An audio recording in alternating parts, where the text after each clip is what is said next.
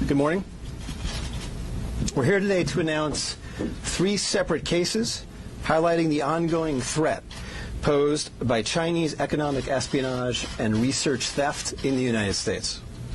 First, the arrest today of a Harvard University professor for lying about his participation in a Chinese foreign recruitment program. Second, this morning we have unsealed a separate indictment of a Chinese national working as a scientific researcher at Boston University who failed to mention on her visa application that she is also a lieutenant with the People's Liberation Army. Finally, this office has indicted another Chinese national for trying to smuggle vials of biological material out of the United States to China and lying about it to federal investigators.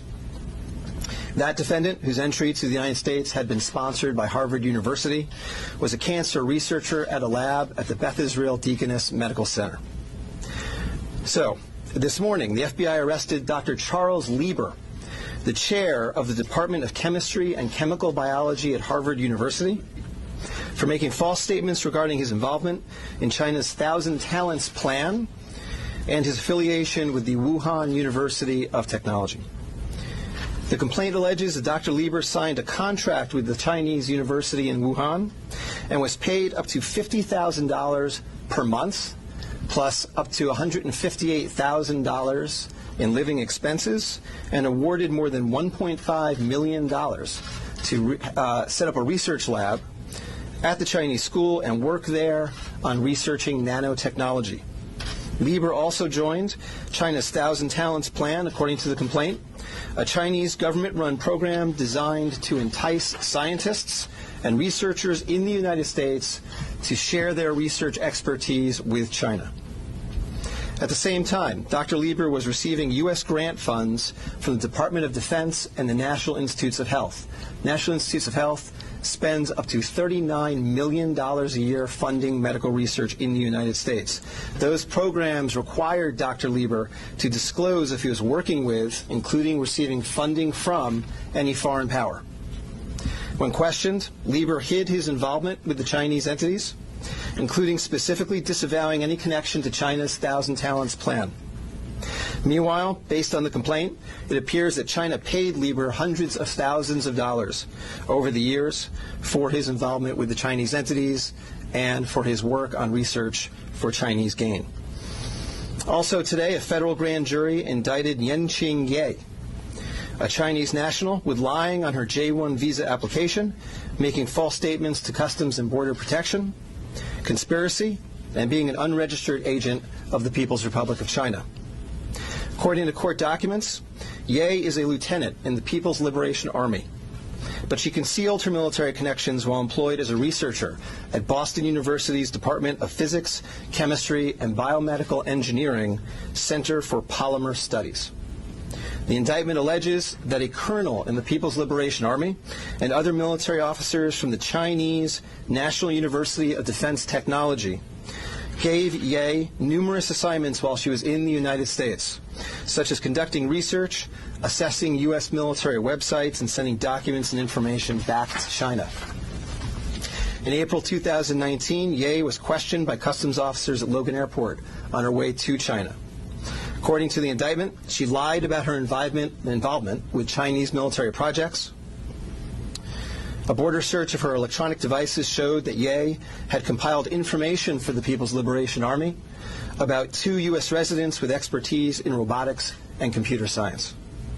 Lastly, last week this office indicted Zheng Xiaozhong, a Chinese national sponsored by Harvard University who was doing cancer research at the Beth Israel Deaconess Medical Center. Zheng was charged with attempting to smuggle to Beijing vials of biological material, along with other research materials that he had stolen from the lab at the Beth Israel, where Zheng was working on cancer cell research. Before he boarded his flight, customs officers discovered 21 vials of biological material in a sock in his baggage. When confronted by the officers, Zheng initially lied and said he was not traveling with any biological or research materials. Chemistry, nanotechnology, polymer studies, robotics, computer science, biomedical research. This is not an accident or a coincidence. This is a small sample of China's ongoing campaign to siphon off American technology and know-how for Chinese gain. Recently, Attorney General Barr referred to China as this country's primary rival. Similarly, FBI Director Chris Wray recently told Congress that right now there is no country that poses a greater counterintelligence threat to the United States than China. Through the use of not only traditional intelligence officers, but academics, researchers, its own private citizens, China is engaged in a massive, long-term campaign to steal U.S. research and technology for its own uses. As demonstrated by these cases, on the academic side, the Chinese government uses partnerships and exchanges with U.S. schools and research institutions to access cutting-edge research and equipment. Obviously, most visiting Chinese academics and researchers are here to work in good faith in U.S. institutions, but some of them are not. Some number have been incentivized by the Chinese government, either through the use of money or other means, to gather U.S. research and smuggle it back to China. Because of the sheer scope of this threat, a year ago, the Attorney General created the China Initiative at the U.S. Department of Justice, designed to prioritize and aggressively prosecute Chinese economic espionage and theft of intellectual property. The cases we are announcing today are part of that effort. Boston is an especially attractive target for this kind of exploitation, and universities and research institutions and tech companies in this area must become sensitized to this threat. Our community benefits greatly from the diversity and talent of international visitors and our partnerships with foreign institutions, especially research institutions. But Chinese economic espionage and theft is a real and daily occurrence that we must begin to confront. As the world struggles to contain the new virus, a new speculation from the Chinese scientists who believe it may have originated at a research facility not far from the Wuhan fish market. While they say more research needs to be done to find solid proof, such labs are known to contain disease-ridden animals, including hundreds of bats. Our Kim Hyo-sun with the details. Amid the continued spread of the COVID-19 virus, there's rising speculation the virus could have originated from a government laboratory in Wuhan, rather than the widely held belief that it emerged from the city's Huanan seafood markets.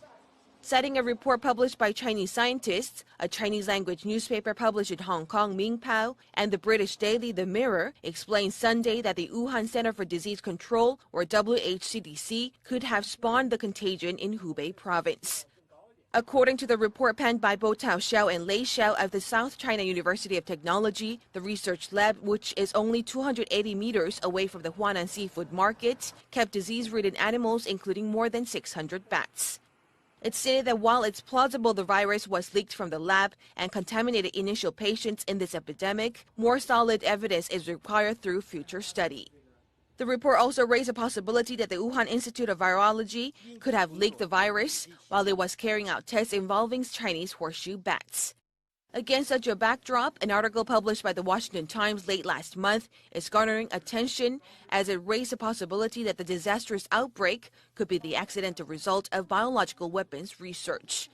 This comes as a renowned law professor at Tsinghua University in Beijing, Xu Jiangren, is known to be missing after publicly condemning Chinese President Xi Jinping for failing to contain the spread of the virus at an early stage. He even added the condemnation could be the last message of his life. Kim Hyo-sun, Arirang News.